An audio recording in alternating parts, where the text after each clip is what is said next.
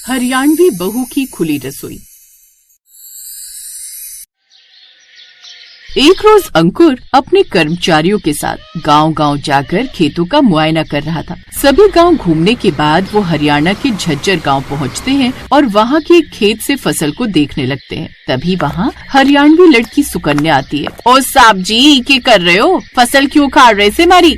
नहीं मैडम, आप गलत समझ रही हैं। हम तो कृषि विभाग से आए हैं, सभी के खेतों की फसल चेक करने। हम लोग ये देख रहे हैं कि आपने फसल के लिए कहीं किसी केमिकल का प्रयोग तो नहीं किया। ये कैसी बात करे से साहब, हम जाट से और खेत हमारी जान और शान से, हम इसे कैसे गद्दारी कर सके? इसमें हम ताज़ा ताज़ा भैंसन की खाद डालत है, जिससे फसल अच्छी हो जावत है। ठीक है, कर लो आप अपनी तसल्ली। पहली ही नजर में अंकुर को सुकन्या की हरियाणवी बोली भा गई। वो उसका दीवाना हो जाता है। अब वो बार बार किसी न किसी बहाने से उसके यहाँ आने लगता है और अब दोनों को एक दूसरे से प्यार हो जाता है। और फिर कुछ दिन बाद अंकुर अपने घर वालों को मनाकर उससे शादी कर लेता है। लेकिन शादी के अगले दिन ही बहू सूट पहनकर कमरे से बाहर आती है। अरे ये क्या बहू, तूने ये सूट क्यों पहन लिया है? साड़ी क्यों नहीं पहनी? हम हरियाणा वाले जाटों के यहाँ तो कपड़े ऐसे ही पहने जावे हैं। अरे लेकिन लोग क्या कहेंगे? अरे लोगन का तो काम है कहना मनने की, कहने दो उनको जो कहना है। फिर सुकन्या अपनी पहली रसोई के लिए किचन में गई। हाय दया, ये तो कितनी छोटी रसोई है और बंद बंद भी। हमारे यहाँ तो आंगन में कितनी बड़ी खुली रसोई होत से, यहाँ तो हमारी सांस भी ठीक से ना आवेगी। एक काम करे से खिड़की और दरवाजा खोल देती हूँ।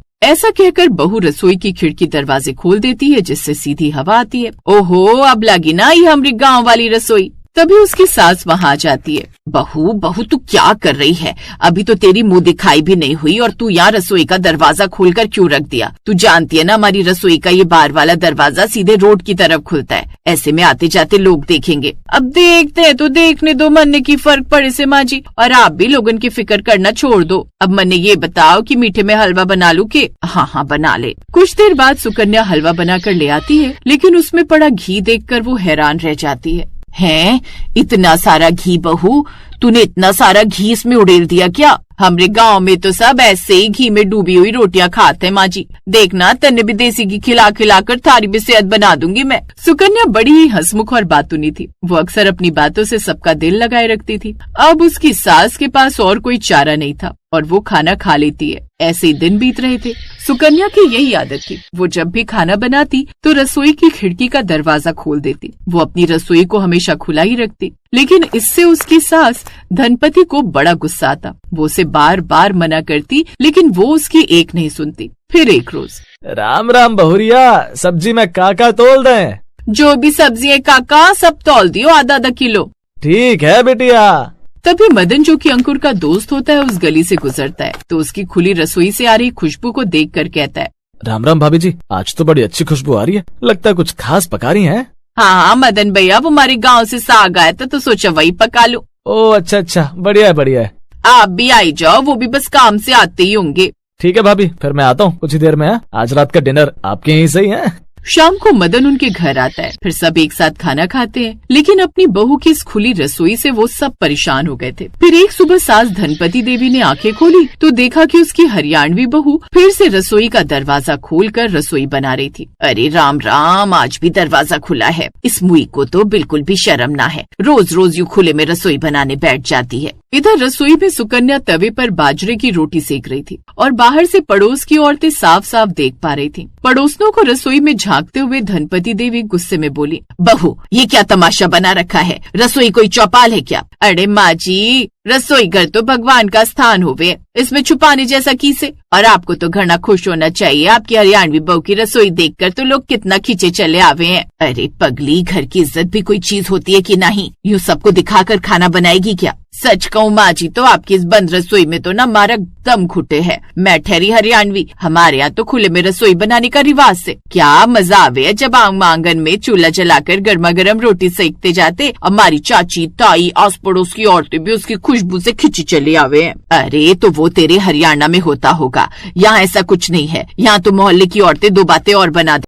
फिर बाहर खड़ी कुसुम, चंदा और फूलो आपस में कानाफूसी कर रही थी। आजकल की बहुएं सब दिखावा करती हैं। देखो तो कैसे जानबूझकर दिखाकर खाना पकाती है, और घी भी जानबूझकर सामने रखा हुआ है, जैसे कि हमारे पास तो घी होता ही नहीं है। हम तो चुमड़ लोग हैं जिन्होंने घी कभी खाई ना हो। बिल्कुल ठीक कहा तुमने, खुली रसोई खुला दिमाग। पता नहीं धनपति का घर कैसे चलेगा। इसका लड़का अपनी पसंद की हरियाणवी बहू तो ले आया, लेकिन अब इनकी निभेगी कैसे, ये बात तो कोई न जानता। आस पड़ोस की औरतें इस तरह बहू की खुली रसोई देखकर बातें बनाती रहती, साथ ही ताका झाकी करती रहती। सुकन्या का पति अंकुर जब ऑफिस जाने के लिए तैयार होकर आया तो धनपति ने उससे आते ही शिकायतें लगानी शुरू कर दी। अपनी इस हरियाणवी बीवी को समझा ले अंकुर, ये बिल्कुल सुनती नहीं है मेरी बात। रोज मना करती हूँ यूँ रसोई की खिड़की दरवाजे खोलकर खाना मत बनाया कर, लेकिन इसके कान पर तो जूं तक नहीं रेंगती। हाँ तो मन्ने सर पर जूं कैसे रेंगेगी? हम रोज सरसों का कड़वा तेल लगाते हैं बालों में, मजाल है जूं घुस भी जाए बालों में। मन्ने तो बचपन से ही बड़ा शौक है अपने सिर पर तेल लगाने का।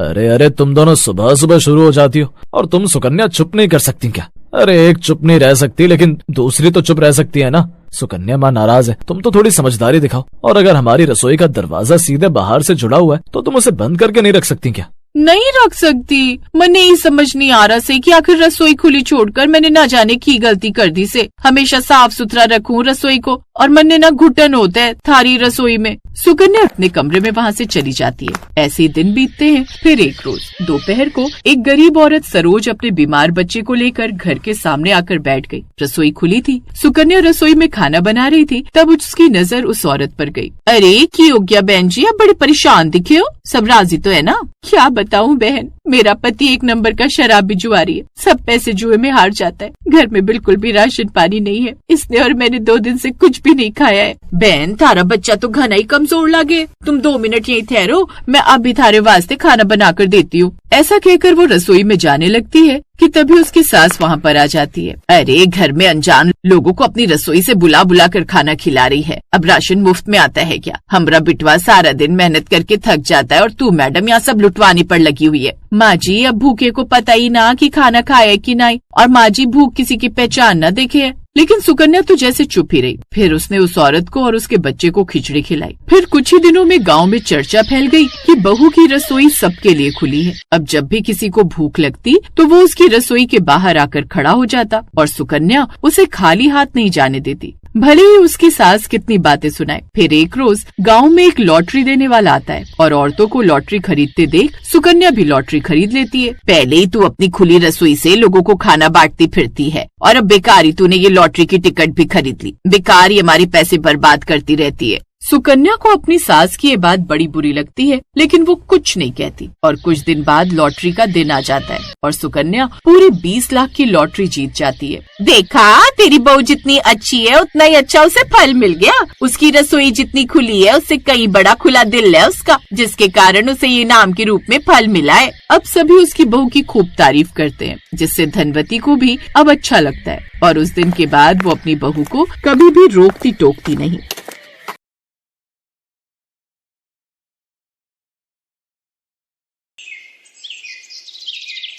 आसमान से तेज बरसात बरस रही थी और सीमा चूल्हे पर बैठी हुई थी। उसके दोनों बच्चे लकड़ी के 2 टुकड़े लेकर चूल्हे को ढकने की कोशिश कर रहे थे। तभी सीमा ने दोनों बच्चों से कहा, बस मेरे बच्चों थोड़ा सा सब्र और कर लो, बस दाल पकने वाली है, उसके बाद हम तीनों मिलकर साथ में खाना खाएंगे। अगर आज तुम्हारे पिताजी होते तो तुम्हें इतना ज्यादा परेशान होने की जरूरत कभी नहीं पड़ती। माँ आप इतना ज्यादा परेशान मत हो। जब हम आपको रोते देखते हैं तो हमें आसमान से बरसती हुई ये बारिश बहुत ज्यादा कमजोर नजर आती है। हम आसमान से बरसती हुई बारिश को देख सकते हैं, लेकिन आपकी आंखों से बरसते हुए आंसुओं को नहीं। हाँ माँ, अब तो हम भी बड़े हो रहे हैं, हमें आपकी परेशानी समझ में आती है। दादी ने हमें घर में रहने के लिए जगह तो दी है, लेकिन हमारी रसोई हमें नहीं दी है। सिर्फ एक कमरे में हम लोग रहते हैं, और कमरे की दीवारें अगर चूल्हे और आग की वजह से काली पड़ी तो फिर वो हमें घर से निकाल देंगी। इसलिए हमें आंगन की खुली रसोई में खाना बनाना पड़ता है। मेरे दोनों ही बच्चे कितने समझदार हैं। बच्चों जल्दी सब कुछ ठीक हो जाएगा और हम कुछ पैसे जोड़कर अपने लिए एक रसोई बनवा लेंगे, और जब तुम बड़े हो जाओगे और कमाने लगोगे तो हम अपना एक घर बनाएंगे जहाँ से हमें कभी कोई न निकाल पाए। दरअसल सीमा ने राहुल से लव मैरिज की थी, लेकिन उसकी सास कौशल्या को वो बिल्कुल भी पसंद नहीं थी, क्योंकि कुछ समय के बाद ही राहुल की एक दुर्घटना में मौत हो जाती है, जिसके बाद अब सीमा ही अपने दोनों बच्चों राजू और राजीव की परवरिश किया करती। कौशल्या ने अपने बेटे के देहांत के बाद सीमा को रहने के लिए एक छोटा सा कमरा तो दे दिया था, लेकिन रसोई नहीं दी थी, इसलिए सीमा ने आंगन में ही अपनी रसोई बनाई हुई थी। ऐसे एक दिन कौशल्या अपने कमरे से बाहर निकल कर आती है तो देखती है कि सीमा दाल के लिए तड़का तैयार कर रही थी। तभी कौशल्या ने खांसते हुए कहा, पूरे घर में धुआं धुआं कर दिया है, तुझे अगर खाना बनाना है तो समय से बना लिया कर, हमें यहाँ सांस लेने में भी दिक्कत होती है तेरे खाना बनाने की वजह से। माँ जी, मैं सुबह उठी और मैंने अपने दोनों बच्चों को तैयार करके स्कूल भेजा और पूरे घर का काम करने के बाद अब जाकर खाना बनाने की तैयारी की है। मैं इससे जल्दी और कैसे कर सकती हूँ, आप ही बताइए। आंगन में रसोई है तेरी, लेकिन उसके बाद भी इतना धुआं हो गया तेरी वजह से घर में। अगर तेरी रसोई हमारी रसोई के घर के अंदर होती तब तो तू हमारी पूरी रसोई को जलाकर ही मानती। वैसे भी मेरे बेटे को खा गई। ये बात सुनकर सीमा रोने लगती है और कौशल्या से रोते हुए कहती है, माँ जी, जितना दुख आपको आपके बेटे के खोने का है उतना ही दुख मुझे भी है। मैं इसमें कुछ नहीं कर सकती। अगर आपने अपना बेटा खोया है तो मैंने भी अपना पति खोया है। तभी वहाँ पर सीमा के ससुर अर्पित आते हैं और सीमा का साथ देते हुए कहते हैं, तुम क्यों बहू के पीछे पड़ गई हो? वो खुद दूसरों के घर में काम करके अपने दोनों बच्चों का पेट पाल रही है और सिर्फ समाज को दिखाने के लिए तूने उसे सर पर छत दे रखी है, रसोई पर हक तक नहीं दिया हुआ। फिर भी वो आंगन में रसोई बनाकर अपना सारा काम कर रही है और तुझे उसमें भी परेशानी है। अरे कम से कम अपने पोतों पर तो रहम खा ले। मुझे मत बताइए कि मुझे किसके साथ क्या करना है और किसके साथ क्या नहीं, समझे? इतना बोलकर कौशल्या वहाँ से चली जाती है और अपनी पत्नी कौशल्या का ये प्रताप देख अर्पित भी कुछ नहीं बोल पाता। तो वहीं सीमा आंखों में आंसू लिए खाना बनाती रहती है, क्योंकि उसे अपने दोनों बच्चों का पेट भरना था जो कि स्कूल से आने वाले थे। ऐसे ही एक दिन उसके दोनों बच्चे खुशी खुशी घर आते हैं और उसे बताते हैं, माँ, मेरे 12वीं में 90% नंबर आए हैं और पूरे स्कूल में मेरी बहुत तारीफ हुई। गांव में भी हर कोई मेरी बहुत तारीफ कर रहा है और कह रहे हैं कि अखबार में मेरी फोटो भी आएगी। और माँ, मैं भी 10वीं में फर्स्ट आया हूँ। ऐसे ही हम लोग अच्छे से पढ़ाई करेंगे तो आपकी सारी परेशानियाँ दूर हो जाएंगी और उसके बाद माँ, आपको आंगन में रसोई नहीं बनानी पड़ेगी। माँ, आपसे एक बात बोलूं, अगर आप बुरा ना माने तो। कैसी बातें कर रहे हो मेरे बच्चों? तुम दोनों तो मेरी आंख का तारा हो। मैं तुम दोनों की बातों का बुरा कैसे मान सकती? बताओ क्या बात है? माँ, हमने पूरे साल बहुत मेहनत से पढ़ाई की है और इतने अच्छे नंबर पाए हैं। हम दोनों का रास्ते में हलवा खाने का बहुत मन कर रहा था। आप हमारे लिए सूजी का हलवा बना दो ना। अगर सूजी का हलवा नहीं है तो आप हमारे लिए आटे का हलवा बना दो। अरे मेरे बच्चे, उसमें गुस्सा होने वाली क्या बात है? तुम दोनों ने मेरा नाम रोशन किया है और अपने दादा दादी का भी, इसलिए मैं अभी तुम्हारे लिए हलवा बना कर लाती हूँ। तुम लोग बिल्कुल भी परेशान मत हो। इसके बाद सीमा चूल्हे पर हलवा तैयार कर देती है और उसके बाद कुछ काम करने के लिए वहाँ से थोड़ी देर के लिए हट जाती है। तभी कौशल्या की नजर चूल्हे पर चढ़े हुए हलवे पर जाती है और वो जानबूझकर चूल्हे में पानी डाल देती है और कहती है, बड़ी आई उन्हें हलवा खिलाने वाली, न जाने ये खुद को समझती क्या है। अब मैं भी देखती हूँ इस घर में हलवा कैसे बनता है। थोड़ी देर बाद जब सीमा आती है और देखती है कि चूल्हे पर पानी गिरा हुआ है तो ये देखकर वो बहुत दुखी होती है और उसकी आंखों में आंसू भर आते हैं और वो कहती है, राम जी, अगर आज आप जिंदा होते तो मुझे इतनी सारी परेशानियों का सामना नहीं करना पड़ता। माँ जी भी मुझसे खुश रहती। अब मेरे दोनों बच्चों का हलवा खाने का बहुत ज्यादा मन कर रहा है, मैं क्या करूँ? और ऐसे ही दिन गुजरते हैं। अब जहाँ राजीव कॉलेज के साथ पार्ट टाइम जॉब करने लगा था तो वहीं राजू 12वीं में आ चुका था। एक दिन राजीव कुछ पैसे लेकर घर आया और अपनी माँ के हाथ में देते हुए कहने लगा, माँ, ये पैसे मैं आपके लिए लेकर आया हूँ। मैंने कॉलेज के साथ पार्ट टाइम जॉब करके ये पैसे कमाए हैं। अब हम कहीं किराए पर रहेंगे, जहाँ पर भले ही रसोई छोटी होगी लेकिन हमारी खुद की एक रसोई होगी और आपको इस तरह दादी से परेशान होकर आंगन में रसोई बनाकर खाना नहीं बनाना पड़ेगा। सीमा की भी आंखें अपने बेटे की ये बात सुनकर भर आती हैं, जिसके बाद वो अपने ससुर का घर छोड़कर किराए के घर में शिफ्ट हो जाती है। अब कौशल्या के आंगन में सीमा का गरीब चूल्हा बेजान पड़ा हुआ था और कौशल्या कुर्सी लगाकर आंगन में बैठी हुई थी कि तभी उसके पति अर्पित ने आकर उससे कहा, अब तो खुश होना तुम कौशल्या, तुमने हमारी बहू और पोतों को इतना परेशान किया कि बहू अपने दोनों बच्चों को लेकर यहाँ से चली गई है और तुम्हारी रसोई और तुम्हारा आंगन दोनों ही सूना पड़ा है। मैं बिल्कुल खुश नहीं हूँ जी। जब तक वो यहाँ रही मैंने उसे परेशान किया। कभी उसकी आंगन में बनी हुई रसोई में चूल्हे पर पानी डाल दिया तो कभी उसके मसाले में मिलावट कर दी। ये सब करके मैं समझती थी जैसे मैं अपने बेटे की मृत्यु का बदला ले रही हूँ, लेकिन ऐसा कुछ भी नहीं था। मैं सिर्फ अपनी ईर्ष्या और जलन को शांत कर रही थी। पर जब आज वो लोग यहाँ नहीं है तो मुझे उनकी कमी महसूस हो रही है। अगर तुम्हें अभी भी अपनी गलती का एहसास हो गया है तो जाओ और अपनी बहू और पोतों को वापस लेकर आओ। क्या पता तुम्हारे बुलाने से वो सभी वापस आ जाएं और हमारा आंगन फिर से हरा भरा खिलखिलाने लगे।